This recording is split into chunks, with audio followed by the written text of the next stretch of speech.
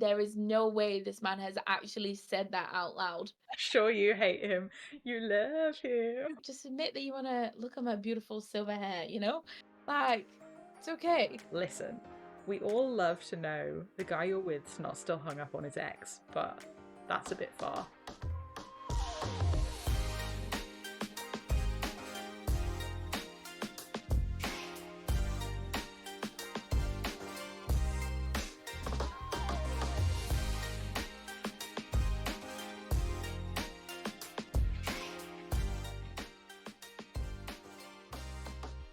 Right, let's get into it because it's juicy.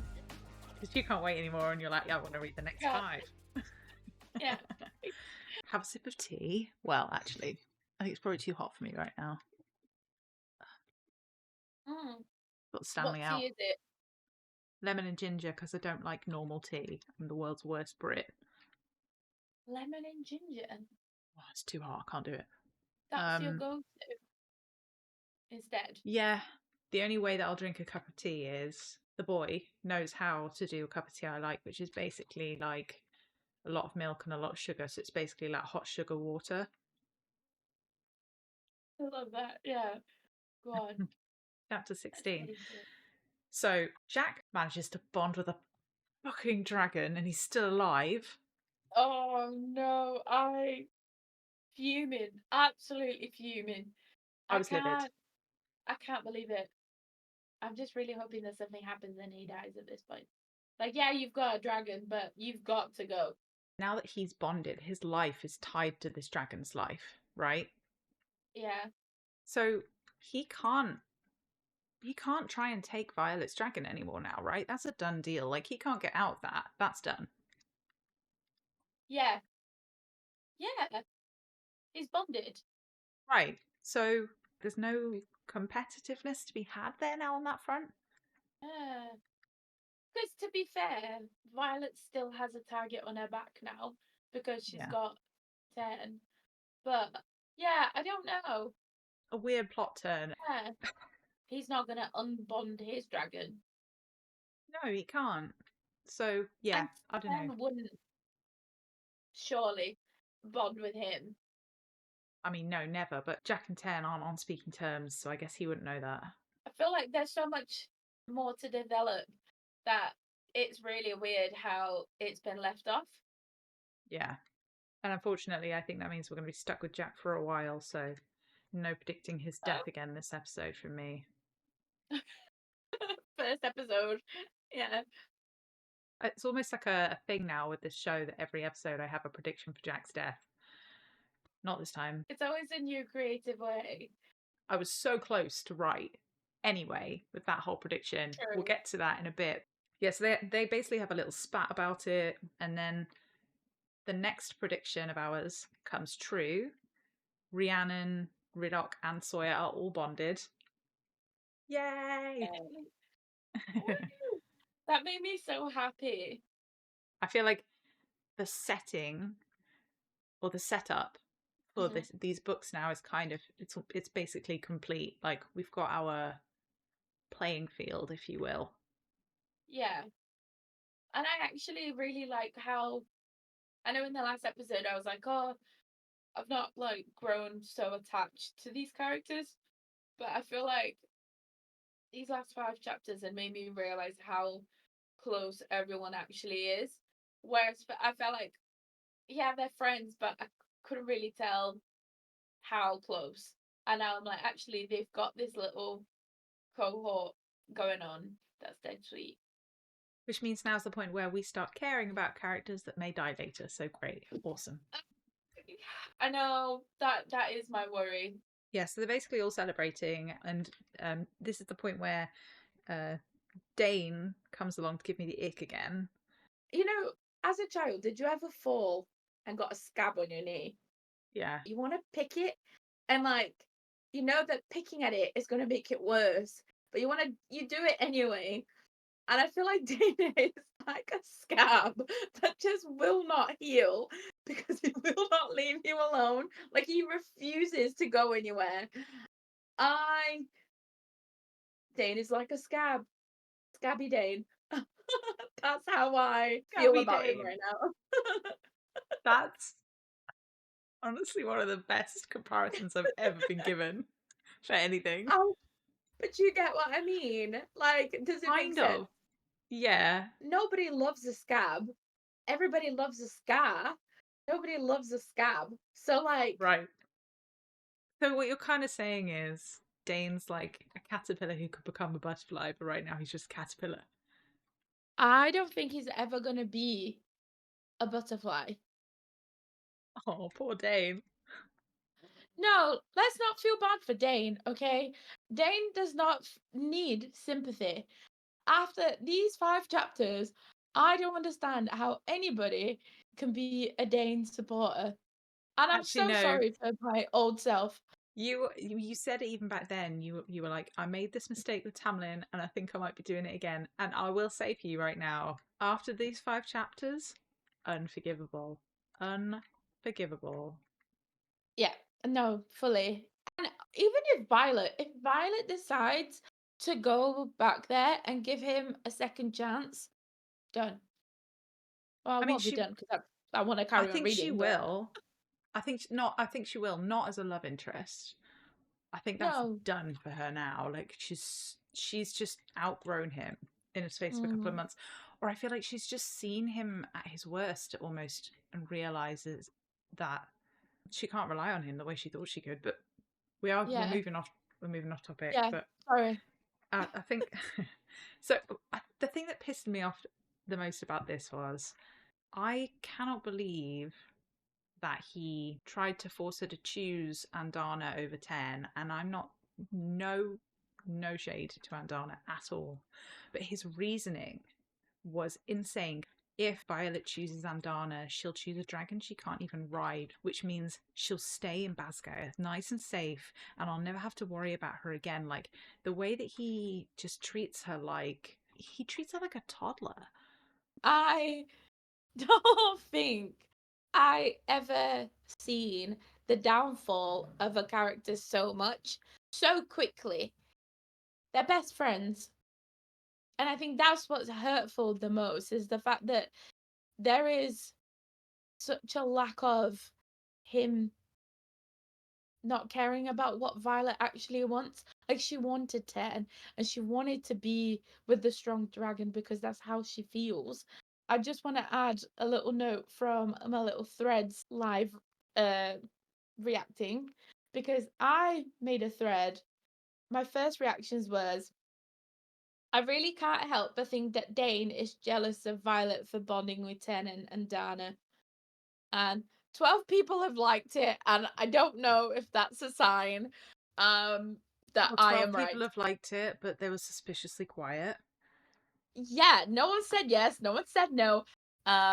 But yeah, I really don't trust Dain at the moment. Dane would be the maddest character to come out as a traitor after all Mm, this. That would be crazy. I'm not going to make the yeah, prediction yet, but I just think that would be such a cool twist if it turns out that he's actually the saboteur. I'm going really off on a tangent here, but quite a good person if he can read memories via touch for things like subterfuge. Maybe nobody would pick up on it if he's subtle enough. But anyway, we haven't really seen enough evidence to suggest that he's anything other than just a ridiculous human being. Um, yeah, what I'm getting from him is a very kind of a patriarchal attitude, which is really, really horrible, which is he knows what's best for Violet and just basically doesn't care about the things she wants. He thinks that he will make the decisions for her because she's incapable of being an individual, independent human being. And I hate it. yeah. I feel like we definitely get a side of him in throughout the whole of like these next 5 chapters that he cares about rules and he's very opinionated about the rules and he likes to follow them. And I think that, to me, was the most upsetting part of this whole thing. I mean, I love a good rule. I love it when the rules are good and you can follow them and everything works out. But it's a real character failing to just never question the rules or question authority. And that to me is what will mean that Dain is never a leader. Yeah. If you're not willing to bend the rules to protect somebody who is your best friend, then what's the point? What? Like, how are Yeah, you going to keep the people that you care about the most safe? yeah. Because at one point, you're going to have to make a horrible, hard decision. And he just proved to us that he's not a reliable leader, Which is funny, which, right? Considering that he is such a consistent, rule abiding citizen, it's interesting that the result of that is just somebody who's not reliable, someone you can't yeah. rely on. Dain and Xaden get into it a little bit in this chapter as well, which is also really good fun. They have a proper little spat. Dain becomes extremely inconsistent throughout his 5 chapters for me, like extremely hypocritical. But in this instance, he basically accuses Xaden of doing his best to trick Violet into a bonding arrangement, which is mental, as a way to basically try and get her killed. And Yeah. then Xaden forces him to admit that if it was between Violet's life and the rules, he'd choose the rules, which I thought was mad. Um, Wild to admit. Yeah. That bit honestly blew my mind. I was like, there is no way this man has actually said that out loud. yeah, he couldn't even lie about it. That was the honestly the maddest bit for me, and also really loved the bit where Xaden lost his cool again when Violet said that she'd make the same choices in the face of the same odds. I love the line, well, the fuck aware. I could actually like picture that conversation happening, and I read that line exactly the way that you just said it, and I was like, oh my god, it's actually really funny. Like the moments that I think I find Xaden the most like relatable and like good for Violet are when he like lets loose and he's just his cheeky opinionated at self. But then I Because also he's really like when he's wing leader Xaden. But then when I compare that to Dain, I'm like, I don't like when you're just you're being either or. Like Dain doesn't have in my mind, like Dain doesn't have any funny moments or like the cute moments that he did have. He's already ruined it by constantly trying to get Violet to leave. I don't know. I'm on an anti-Dain campaign at the moment. I think Dain would get away with more if he was just a bit funnier. Personality is a it's a big turn on. Okay, and I feel like Dain is like a white slice of bread. Like I'll have a slice of toast, but it's not what I want. You know? Xaden defends Violet a lot as well. Despite the fact he's obviously livid that she even put herself in danger in the first place, it's very telling. And there obviously after he says, well, the fuck aware, he kind of catches himself again, doesn't he? He's like, shit, put it back in the bottle. I thought it was gonna be a slower sort of bridge between Xaden and Violet, and the fact that he's been protective and like supportive so early on really surprised me. So I am enjoying what's happening. Yeah. So my we basically find out that now Xaden and Violet have mutually assured destruction anyway, because their dragons are both bonded mates, which means that if either of the dragons dies, the other dragon dies, and therefore if the dragons die, they die, so it's mutually assured destruction, especially because Tairn apparently is bonds so strongly that if his next rider dies, he'll die. My opinion is that Xaden now continues to 100% use their mutually assured destruction as an excuse to cover up all of the times when he is openly caring about her and just put it down to him not wanting to die himself. But like, it's clearly not the case, and also his behavior has like preceded this point. So Yeah. he's just saying that, and it's to Yeah. me at least it's extremely transparent. But Violet's not getting it yet. I think yeah, and the fact that like he wants to check up on her and he like I think it's excuses for him to be around and like always watching, because he's Yeah. like, well, if anything happens to you, it'll happen to me. I'm like, just admit that you want to look at my beautiful silver hair, you know? Like, it's okay. Yeah, 100%. Okay. So that's most of the drama in this chapter, most of it, but not all of it, because we also are told that all the riders that were potentially unbonded are now going to try to murder all the new bonded riders as soon as they possibly can in an attempt to get their dragons to bond with them instead. So we're over the initial drama now. The new drama is the risk from the unbonded cadets. So that's the premise that we're now working with. And also the other drama from this episode is Dain and Violet's kiss at the end of the chapter, which was interesting. I think it's all tactical. After she bonded with the strongest dragon that they had, and he sort of like knows that she cares for him, I think that was him trying to get her on his side in the terms of like, let's lock it in. And then he will have access to the biggest dragon available. So you think even after all that, that move was entirely calculated? Mm.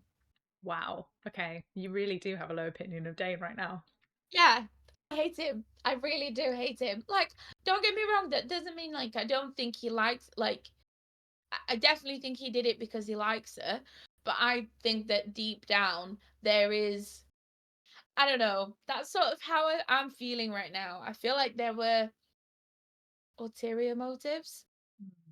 I don't entirely disagree with you. I do think he's trying to like lock her down. I think Mm. he was relieved that she made it through, maybe slightly euphoric off the back of a very stressful episode, and Mm-hmm. also I think he was trying to stake his own claim as well after a little bit of a showdown with Xaden. I think he was like trying to just maybe make sure that he felt confident that he was in first place. Yeah. Yeah.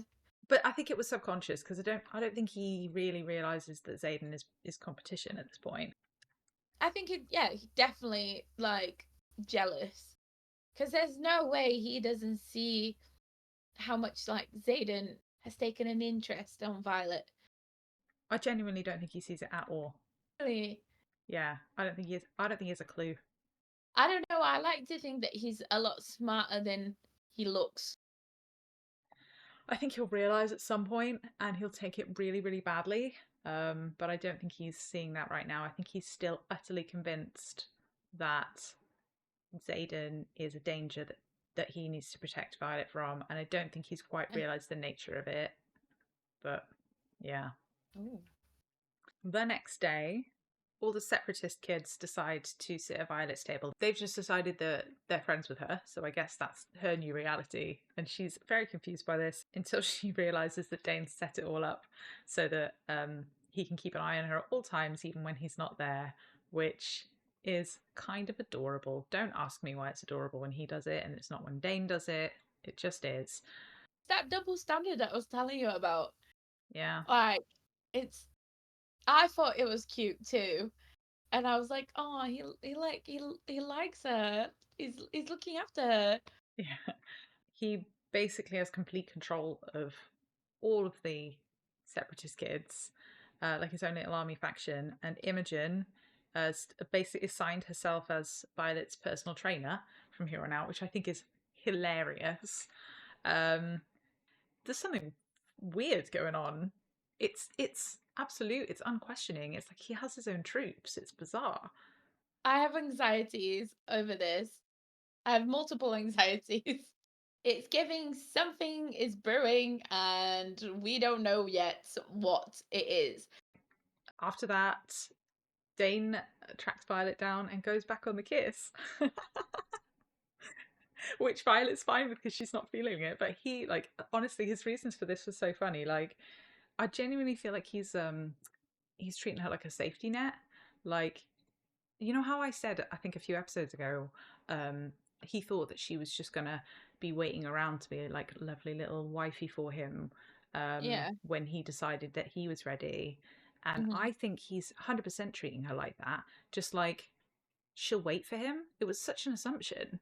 I don't think like he's treating her as a safety net per se, because we don't know if there's anybody else in the picture on his side. But I think he thinks that like he can just go back to her whenever he wants and he That's kind of pleases. what I mean, I think. Because Yeah.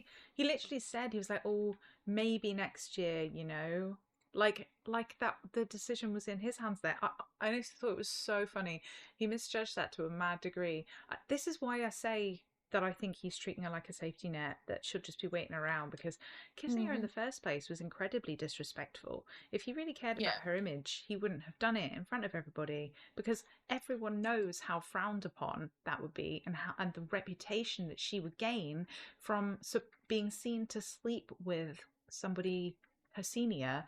Everyone knows Hmm. how that's going to look, including Dain, and he did it anyway. Like, he didn't even care about her at all in that moment, and then afterwards he just comes back and expects her to be fine with waiting for him because it affects his image all of a sudden. Yeah. Like, I think he thought like people are gonna be like, "What are you doing?" He realized the effect that it would have on him as someone who is superior, and that's where he regretted. And also, it's not like she ran after him and was like, "Do it again." She just like just like, left it. ugh. Yeah, and I think he that must have not scared him, but like made him realize like maybe she's not that into me, or like I'm gonna end things with her before she ends it with me. Well, But you think he picked also, up on that? I don't think he picked up on that at all. I think he just has so little respect for any possible career aspirations that she would have, that he just doesn't care about the impact that his behavior has on her. He just thinks that he's always going to be superior to her. He's always going to be senior. Like, she'll just do the bare yeah, minimum and then supposedly settle down with him when he's ready, on his terms, when he's got his yeah. career in order, when he's done climbing the ladder, when he only cares about his prospects. He doesn't give a shit about hers. It definitely made me feel of like if you were dating an older boy in school and they were like, "Well, I'm gonna finish school soon and you're still gonna be around here for another 2, 3 years, so I'm gonna break up with you now," kind of thing. That's how I felt. That's how I read that situation. I can't be seen with you right now, Yeah. but maybe later, I don't know, if you like get up to my level. It was so Yeah. eh. Ick. Big ick. Yeah. Liking the episode? Let us know how we're doing in the comments below. But please, no spoilers. And don't forget, you can find us at don'ttell_the_boys on Instagram, TikTok, Threads, and YouTube. We're all over the place. Make sure to follow us to stay updated with your new book besties. Honestly, that was all the drama from that chapter that I thought was worth noting. The next three are a bit more stodgy. Chapter 18. So Violet's been having dizzy spells because she puts it down to dehydration, but I have a theory that she is being poisoned. Just like she was worried about. Because we basically see later on in the same chapter that Jack is on good terms with a girl who was able to bond with a rider that fell off their dragon during flying lessons. And he was saying to her, "See, I told you it would work." And I think that her dizziness spells are caused by the fact that the unbonded are poisoning the newly bonded riders to make them dizzy so they'll fall off the dragons. Oh my god, I didn't even think of that. I mean, obviously, poisoning was a possibility, but I hadn't even caught on to that. It's just my theory, obviously, but 100% that's Yeah. what I'm sitting on at the moment. She was afraid of eating the food, but she's been told to Mm. get over it, and so she's eating the food now. It's not affecting her because every time she falls off, Tairn's just scooping her back up and putting her back on. So it's not going to have any Yeah. effect on her. But the other riders who maybe don't realise there's anything wrong with them, they think they're getting vertigo up there. They get a bit dizzy, they fall off. There's a dragon without a rider that's going to be looking to pick up a new one. I have a question Yeah. about Violet's and Tairn's bond. Do you think he can sense that there is something wrong with her? Like, obviously, if she is being poisoned, do you think he could sense it or not? I don't know. Um, Maybe not if it's weak enough that it just manifests as a bit of dizziness. Maybe it has Mm. to be significant. I mean, I don't really know. We're going to get into it in a Yeah. bit, but obviously Ten senses that she's in danger later on, and I don't know how he manages that because she's fast asleep. So Ooh. Yeah. somehow he Yeah. is able to cotton onto this fact, but we don't really know yet. I guess maybe we'll find that out in the future. Yeah. I At this moment I see Ten as like an all no, what's the word? Omnipotent. That's it. He's just everywhere. He is we call Jack the Antichrist. Ten is the opposite, you know. He's just everywhere and I love it. I feel sorry for him, honestly, being stuck in Violet's head constantly, and she can't block him out. But I have a feeling that he's seen it all before. Thoughts that she's having over Xaden. That's what I'm like.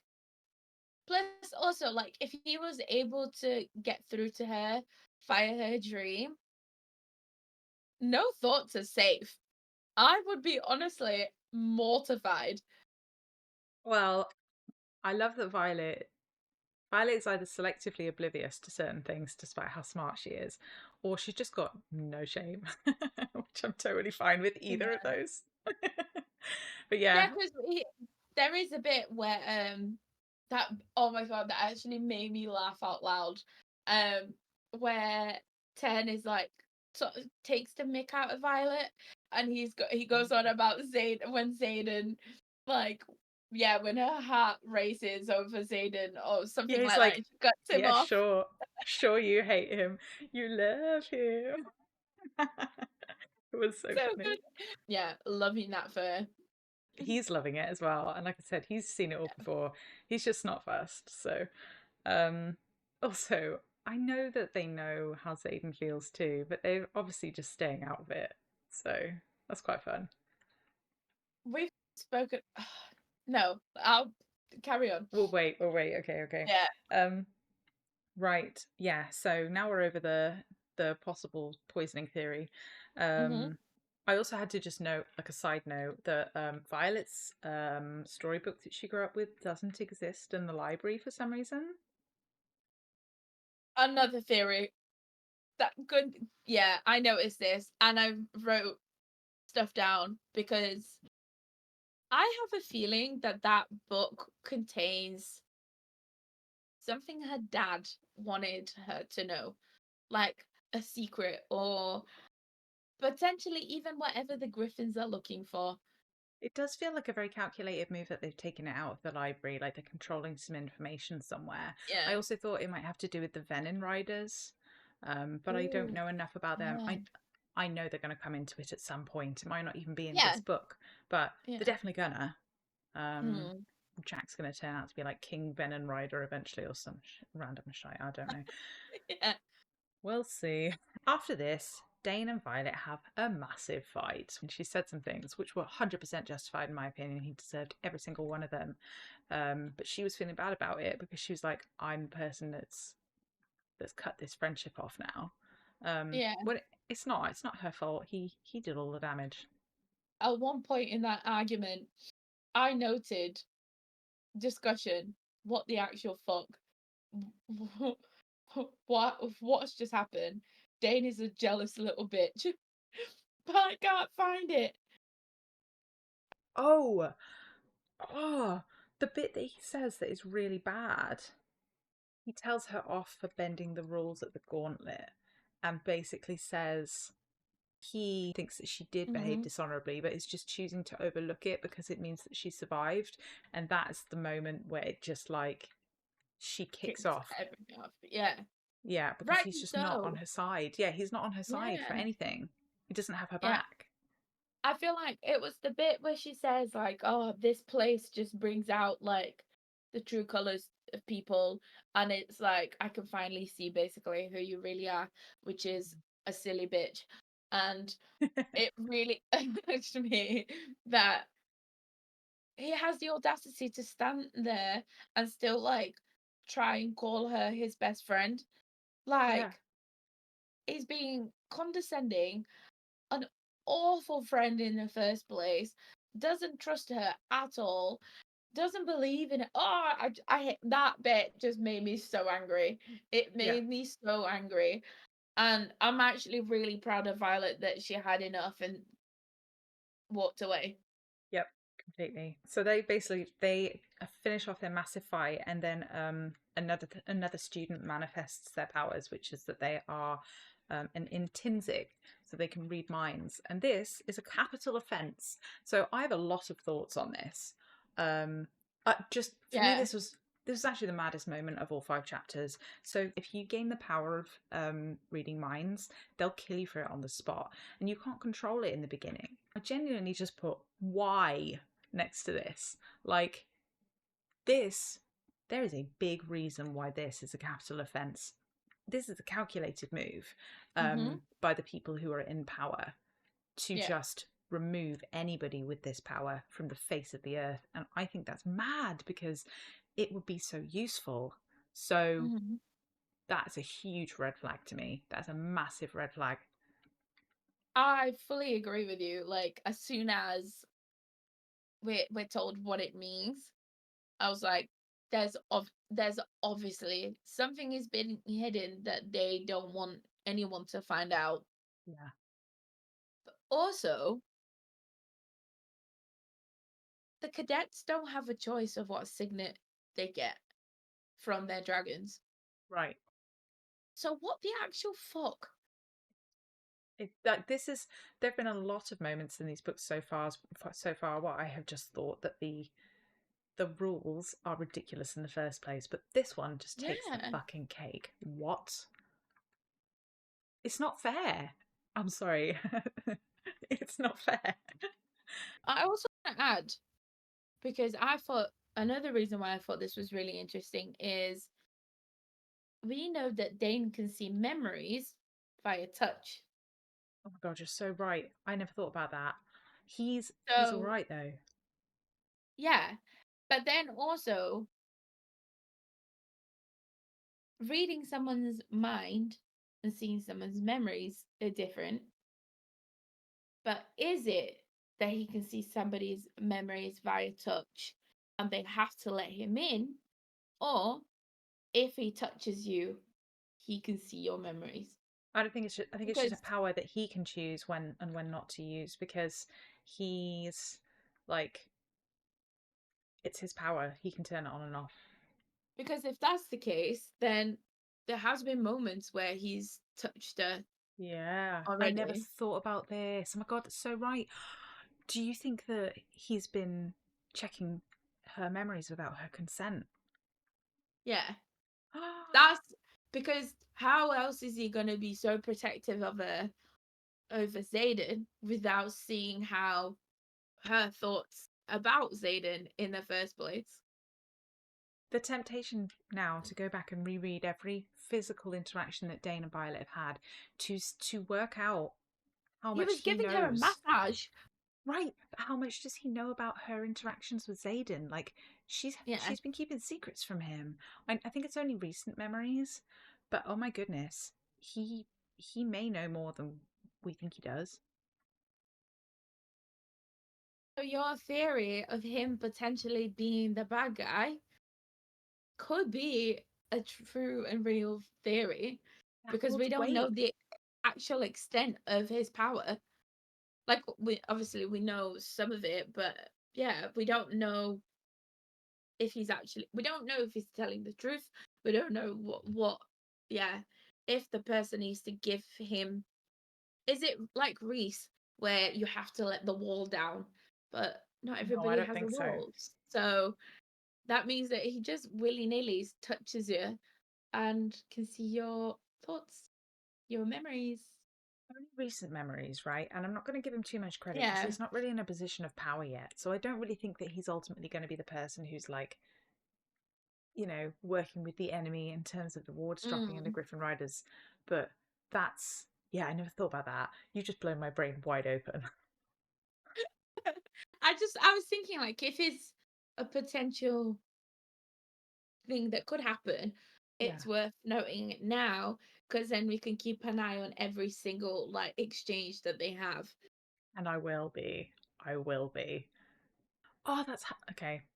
He's going to find out about Xaden and Violet like this now for sure. Um. Mm. Anyway. Um. Yeah. Complete double standard with powers, especially when Yeah, dragons can read all memories and share them with one another. Although it's considered a violation to do so. yeah, Complete double standard, especially when Dane's powers are around. So I'm just calling bullshit on that. Like that's the maddest mhm, thing I've ever heard, and I'm not happy about it. yeah. Um. Yeah. So that's also our introduction to Professor Carr, the professor who will be teaching everybody how to use their powers once they get them. And I'm not loving him, It's giving Snape, and I don't know if it's because I've been watching Harry Potter recently, but it really gave me like Snape vibes. which is funny because he's killing the person with the power to read minds, which is Snape's whole thing. So that's ironic. Yeah, It's also proof that Xaden is hiding something, by the way, because the moment that they realize what's going on and that student starts to read Garrick's mind, Xaden gags him immediately until he's mm, dead. yeah, This is such a bumper chapter. So this chapter ends with Violet having a lovely dream and Tairn forcing her awake to find that she is surrounded by a group of unbonded cadets who are trying to murder her in her sleep. This is the part where I was almost right with my prediction because I was exactly right in every way except it wasn't Jack. It was Oren. mm, Um, yeah, yeah, my heart was in my mouth for this. mm, I really thought it was just going to be like one person, uh, mm, but I thought it was so cool. Like, thank God she was sleeping in her dragon scale corset, and yeah, um, she did, as always, she does such an incredible job of fighting them all off. Um, yeah, she wouldn't have made it on her own, but mm, Andana's power manifests in her, and she's able to get out of it. Um, Xaden doesn't quite make it in time either, so Xaden comes to save her, and it was just a really cool scene. Like she describes him as like the angel of death standing in her doorway, and it's just such a good description. Like I really yeah, felt in that moment the magnitude of him standing there and the how terrifying a picture he must have painted. And um mm, the most surprising factor for me in all of that was that I obviously made a prediction last time that she was going to get a second signet power from Andana, and she was going to get it in like a moment of need, which all was mm, true. But I also said I didn't think that she'd find out what it was for ages, so that was yeah. wrong. So yeah, I just thought it was a really really cool scene. I thought it was so well written as well, in a way that I get why you say that like you could picture it as well because it felt like I could imagine Ten like trying to fly as quick as he could to get there, not being able to, and then Dana getting there first. Oh, I don't know. I thought it was so good. Everything about it was so good, and it was also the first time that we see how much the dragons not care for Violet, but like have her back. I think care is a fair, especially after the next couple of chapters. I think Mm, to say that the dragon cares, to say that dragons care about their riders is completely okay and true. Xaden basically just kills everyone immediately. yeah. Um, he's very upset, and I think he tries to pass it off as like a personal affront because her life's tied to his. But oh, and Mm, I'm sure there was a level of fear in that too. I'm not saying he's completely selfless, yeah. um, but he was particularly angry. Yeah. He was out doing something he shouldn't have been. Yeah, he had something going on. Yeah. I mean, he must have been fairly close by, right? Because otherwise he wouldn't Hmm. have made it in time. But they were obviously doing something.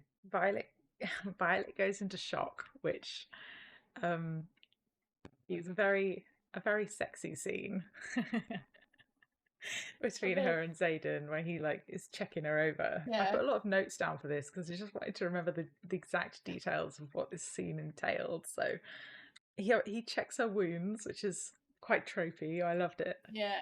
Um, which involves her obviously semi undressing and letting him inspect her. And I love but that. Yeah. but for me, the funniest thing about it, the best thing about it, was like I said, just Violet's general lack of shame. Like she literally just uses the opportunity to go like, "Yeah, I'm freakishly flexible, by the way." It was so funny. I was like, it's the way she like subtly, well, not so subtly flirts I with him know. as well. Like that was her sort of like telling him it's okay, like she would be down. But it made me laugh so much. That bit, yeah, was so good. He says it so brazenly. They just make eye contact for a couple of seconds. I Maybe in his mind, he was like, "Did she just? Okay then." feel like it's that fear that they both have, like to let something happen between them. I think that he put it down to the shock. Because to be fair, she was in shock and it did produce some Yeah, quite funny results. Um, true. I really liked that. But he also he puts her shoes on for her and ties them up and then he I thought puts that a was really cloak cute. on. Oh, it's really cute. Like puts a coat on and like does it up and then he like he pauses when he's looking at her hair again. So I guess maybe the hair really does just do it for him. Watch me bleach my hair Yeah. after the wedding. No, I already thought of that. I genuinely thought to myself, Thamy should do the whole dip dye thing and get the silver in. Yeah, I thought that was really cute. This is where we find out some very important stuff. So, um, Andana is not a type of dragon. Andana is a baby dragon. And then chapter ends with Violet telling Xaden who let the unbonded cadets into her room, but we don't find out until the next chapter who that is. Um, it's not really a mystery because everybody who's listening should have really read up till this point. But Yeah. yeah, so the last chapter um, kind of starts with Violet begrudgingly acknowledging that her feelings for Xaden are bigger than she had previously been willing to admit. I thought it was such an honest moment from her to finally be like, yeah, I clearly fancy him because otherwise, what else would it be? Xaden effectively assigns Violet a bodyguard, which she objects to hugely, and I thought was really, really funny. And Mm. they have a great little interaction as well, where he like gets all in her face about it. But I mean, it felt very Damon Salvatore and Elena Gilbert. Yeah. It was also very public. Yeah, it was. And immediately after doing this, um, Mhm.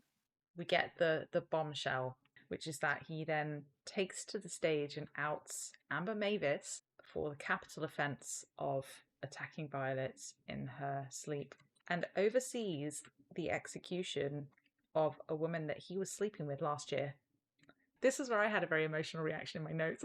I literally wrote, listen, we all love to know that the guy you're with's not still hung up on his ex, but that's a bit far.